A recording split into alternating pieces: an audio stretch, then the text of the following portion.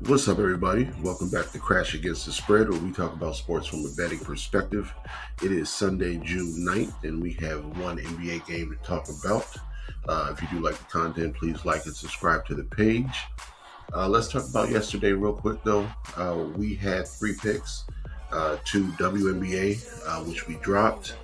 The Connecticut Sun, we went against what we normally do. We usually just go with the team that's supposed to win the game. But Connecticut Sun were the undefeated team, so we went with them. We went the under in the Atlanta and Chicago game. The Dream are usually a defensive team. So we dropped both of those, get back to our regular thought process, or trying to prove a point with how the WNBA numbers are by betting this season. So I did hit the under in the hockey game, under 5.5. So 1 and 2 we went. Kind of been even over the last 30 days, but one good day can make us green for all three categories. So on to today, we're talking about the Mavericks and the Boston Celtics. The number is at the same exact place. I had Dallas in the over last time. Didn't get it. But this time they put the number at the exact same spot. -6.5, 214 for the total. And I don't know what that is telling me, since Boston won so comfortably in the first game. I know that we should see regression. A lot of people are on the Mavericks because Boston has lost the second game of each of their series so far. Going back to the Heat series, they won the first one 114-94, lost the second one 111-101.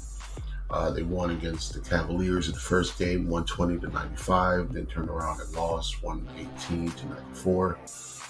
They went to overtime in the first game with the Pacers, so that was a closer game. And then the second game, they actually turned around and blew the Pacers out. So in a game where they won comfortably the first game, they took their foot off the gas the second game, is what this is telling me. So a lot of people are on the Mavericks for that reason. Looking at the stats from last game for the Celtics, they played decent, but they played efficiently. And not even the stars. Like Tatum played 42 minutes. He was 6 from 16 from the field. Brown played 37 minutes, 7 from 12.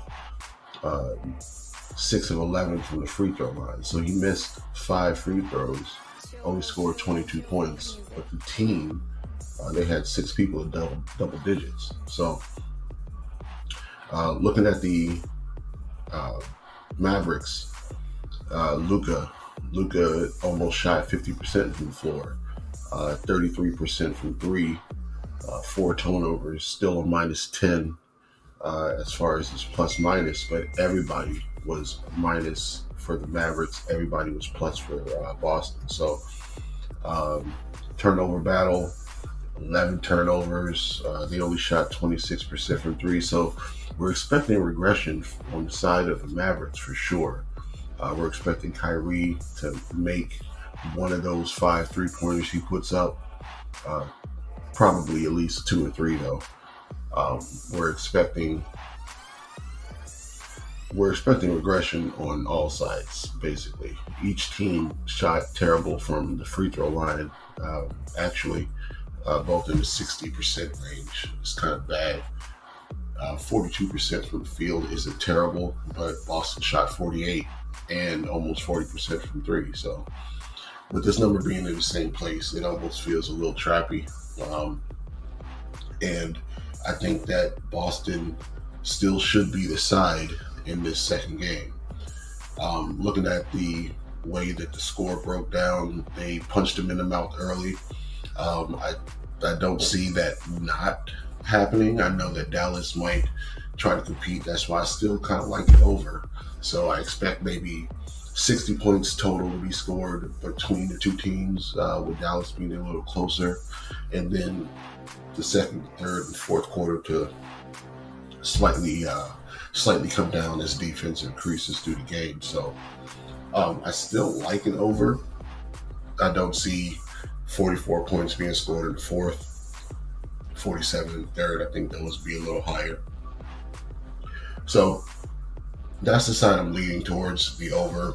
All the books kind of have it in the same spot. The only one that has a 7 currently is Hard Rock. So if you have Hard Rock, you might be able to get a 7. Everywhere else seems to have 6.5. So I'm on Boston. I'm on Boston minus the 6.5, and I'm on the over 214.5. And like I said, it feels a little trappy. They might get me, so I'm not going to go balls to the wall on it. But those are the sides that I'm leaning towards. I will be watching the game as well. So if I see a good live bet, I'm definitely going to be on that. But since you guys are still here, I am going to give you my WNBA plays as well. I like the under in the New York and Washington game. I think New York is probably going to win comfortably, but the number is all the way to 14, and I don't like that. So I'm going to do the under on that game. I like Phoenix to beat Dallas. I like the under 165 in that game. And I like the Minnesota Lynx minus the 1.5 against the Seattle Storm. So back to my my normal thought process in the WNBA. We'll see if it works out. But those will be my picks for today. Go ahead and lock those in. Let's get this money. We'll see you tomorrow for some more WNBA, some MLB. See when that next hockey game is. But see you then.